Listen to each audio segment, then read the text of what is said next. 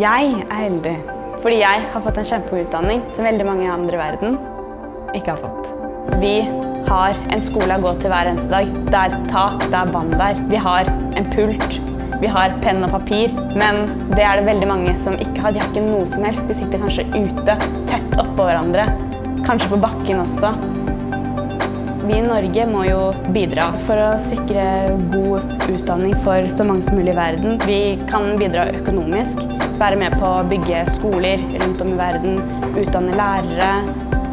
Skole har gitt meg de vennene jeg har i dag, det sosiale livet jeg har i dag. Om jeg ikke hadde hatt rett på en utdanning, så tror jeg at det hadde ikke gått så veldig bra med meg. Jeg hadde sikkert sosa rundt.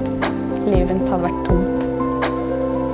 Jeg har jo hatt lyst til å bli lærer siden jeg var liten, siden kontaktlæreren min fra barneskolen. Jeg så opp til henne, hun var veldig flink, og når jeg kom på skolen hver dag, så tenkte jeg at jeg har lyst til å bli som henne. Og nå sitter jeg her da, skal bli som henne, ish. Jeg blir veldig glad da, når jeg tenker på det.